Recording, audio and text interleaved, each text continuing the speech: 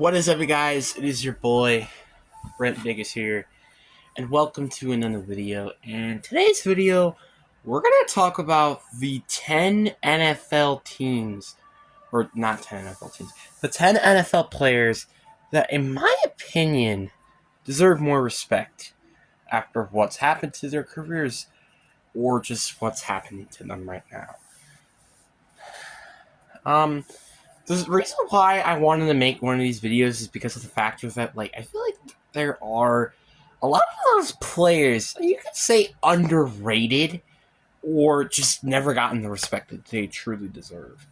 But anyway, I really do hope you guys enjoyed this video. Like, subscribe if you haven't already. But enough said, let's get into the video. So I want to start off with the first one, and in my opinion, this makes way too much sense to me. We got Sam Darnold. Holy hell, man. How did this sucker, sorry, hold on a minute. How did this sucker get from being what was supposed to be the first overall pick to now being a backup quarterback? I don't know why. In my opinion, this is probably one of the most saddest things I've ever seen. And I don't think it's even close. Because of the factors, he's been on so many teams that it's actually kind of insane. He's been on what now? 4 teams, I think? Is he the new Ryan Fitzpatrick? I don't know. Because he's been on the Jets, he's been on the Panthers, he's been on the Niners, and now he's a Viking. That's 4 teams, which is kind of... And it's actually funny to think about that. He's actually been an eighth of every team in the league. That's actually really funny to think about. But I'm really curious to see, how people are going to use him in the rest of his career. But, man, he deserves so much more respect. Because, seriously, this guy literally reminds me of Josh Rosen. Except, well, his career can't really be ruined yet. Because Josh Rosen was just getting traded all over the place. Sam Darnold, he kind of had some time to learn playbooks and stuff. So I think it makes sense of why it just I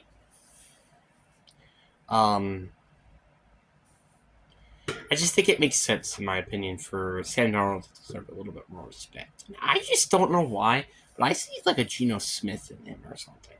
I don't know. Now we got to number 2, and I think without a doubt, we got to put Baker Mayfield in here. Obviously, I think he's going to get plenty enough respect now. After all, he did end up winning, being probably a very good quarterback this year, but I just not surprised though that this didn't happen. I'm not even gonna lie with you. I'm surprised that nobody noticed that this was even going to come. Again, like I said, the more you think about it, the more it makes sense.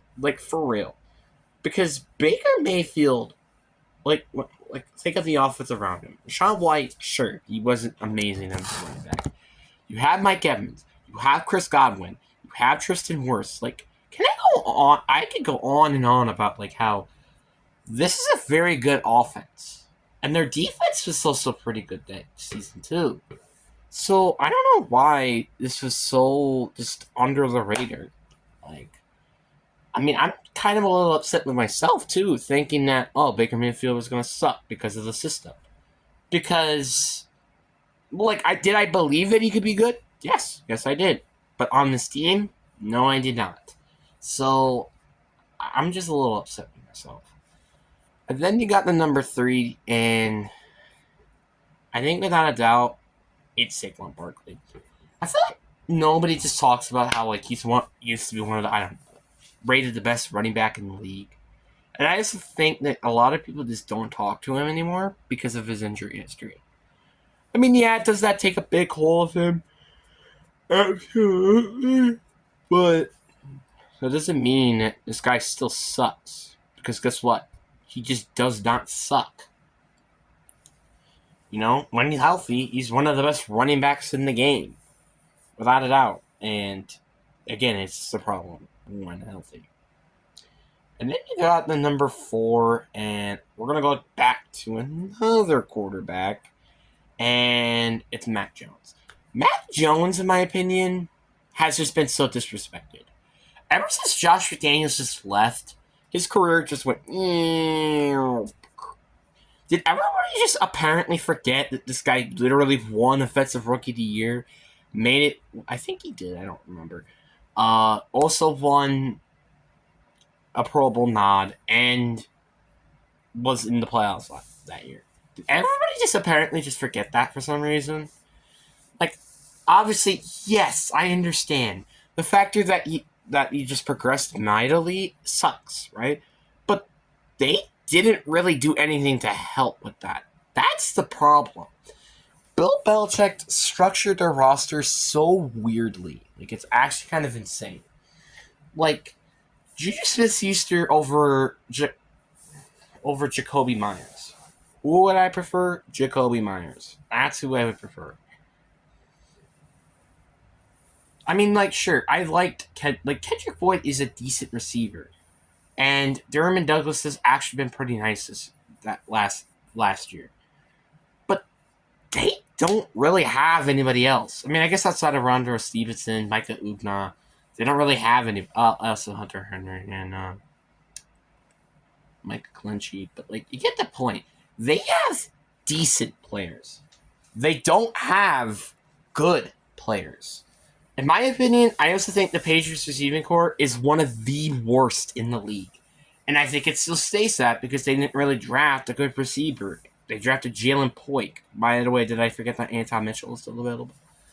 So it's like they're not even helping out Drake May. That's why it was still questionable, the factor that they should draft a quarterback or trade Mac Jones. Is because there was still so much potential with him. Like, if they had a better receiver or O-line, I think he would probably be a lot better than what the game shows you. And, you know, it could also be because of, I don't know, Bill O'Brien or something. I don't know. That might be my personal opinion. It's not like Bill O'Brien ruined a franchise or anything. I don't know. I think that's just a little crazy, don't you think? You kind of get the point. It's just like, I don't like the factor that this man is getting so disrespected every single time he touches the field. Then you got the 5th player, and I feel like one guy is just also getting disrespected. And I'm actually thinking of him, and I'm like, wow, I can't believe he's getting disrespected like this. Is DJ Moore. DJ Moore has definitely had a way better season in the Bears than he's ever really, I think, probably ever had with the Panthers. I mean, I could be wrong with that one, but it's still very sad, to say the least, the fact that this guy has played with arguably some of the most mediocre franchises in NFL history. Like, obviously, I do think that DJ Moore looks like he's going to have a bright trajectory if Caleb Williams is not the new Johnny Football. But that's the problem, and that's if. The reason why I say if and as a bad thing is because I do definitely believe that's going to happen. I mean, again, since when the Bears drafted a good quarterback? 1958? Because, like, I mean, obviously, I would love to include Justin Fields if they decide to trade him. Honestly, it's kind of weird how the factor that entire 2021 class was just completely, like, collapsed. But, like, you get the point. I just think it's extremely frustrating, the factor that somehow this just keeps happening, and I don't know why. Like, DJ Moore wanted Justin Fields to stay, and he didn't. Because, of course, that's the organization. Obviously, I understand it also kind of makes sense financially, but still, it just makes no sense. Then you got the 5th player, and I think it's the 5th player. Was it the 5th player? I think it's 5th. We got Justin Fields. I mean, where do I even have to start with this? You traded up to get him just for him to get thrown into the wolves after Andy Dalton gets hurt. I think it's Andy Dalton. I don't remember. he gets brutaled in regular season and preseason. If you watch that highlight against the Bills, I will tell you why. And wasn't that, I think that was the year where they fired Matt Nagy. And guess what? You're thinking you're going to hire a offensive coordinator. No, you hired a defensive coordinator. Once again, getting disrespected. They own the first overall pick. They trade down, get Darnold right, which makes sense. And once again, you end up with the first overall pick, and then you trade him. It's just like, why do you keep doing this to Fields? Fields literally did nothing wrong. You were honestly actually one game away from making it to the postseason, by the way. If you beat the Packers in week 1 and then beat the Packers in week 18, you actually wouldn't have made it to the postseason. I'm just saying. So it's really frustrating to me the factor that how this team was just playing so bad for so many seasons. It's completely insane why they just keep doing things that are so disrespectful. Justin Fields is just so disrespectful, and I get so disrespected. And honestly, in my opinion, I wouldn't be surprised he ends up playing absolute out of his freaking mind in Pittsburgh. And speaking of quarterbacks that have been disrespectful from the Pittsburgh Steelers, we got Russell Wilson. Russell Wilson never has won an MVP, number one. He got traded to the Broncos, then gave up on 2 years later, despite he actually had a good season. Everybody was thinking Russell Wilson was the problem, but it was Nathaniel Hackett was the problem. Their team almost actually they were very close to making it to the postseason. I mean, I can go on and on about how this man has been so disrespected. By the way, did I forget to mention, I think not even 10 years of football, he got sacked almost 400 times. Did I forget to mention that? It's just like, it's completely insane to me. How in the fluff does this man keep getting sacked over and over and over, and everybody just keeps disrespecting him? And Russell Wilson, in my personal opinion, is one of the most, literally, I think the most non-injury prone player of all time. Because the fact he's taken all those hits and barely gotten hurt is insane, in my opinion. Then you got number 7, and I'm going to give it to a little running back line, and his name is Chuba Hubbard. Chuba Hubbard has really been a very underrated player. He is very, very good, but the Panthers just say, shut up, and you're going to be the backup running back. It's like the cycle that the Panthers have with him, with Chuba Hubbard, which is really annoying, by the way. You have him as the backup. Your starting running back sucks. You start Chuba Hubbard, and we realize that he's good, and then he's benched again. It's like, I don't know why they keep doing this stupid cycle, and it's always happening. And this year seems to be the same script, because they drafted Jonathan Brooks out of Texas, and they didn't end up cutting Miles Sanders, unless he was traded or something, because I heard an article about that. But anyway, I don't know why this team keeps doing this to Chuba Hubbard. Chuba Hubbard, in my opinion, is super underrated. And in my opinion, if he was with, I don't know, a team that needs a running back, Dallas, he could be such a good player. And especially in Dallas. Imagine him in Dallas, bro. He would probably be a freak in there. Because that O-line is so much better than it is over in Carolina. It's just so ridiculous to see how Chuba Hubbard just keep getting disrespected over and over and over and over. It's so annoying. Then you have number 8, and I think without a doubt, this makes so much sense. You got Zach Wilson. Zach Wilson, I just don't understand why this keeps happening.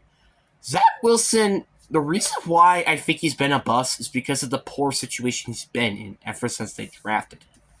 They could have drafted Trevor Lawrence, but nope, they didn't. Because, well, obviously I say, wait, didn't they have the number 2 overall pick and Trevor Lawrence just got picked? Well, it's because they end up winning games during the late end of the year.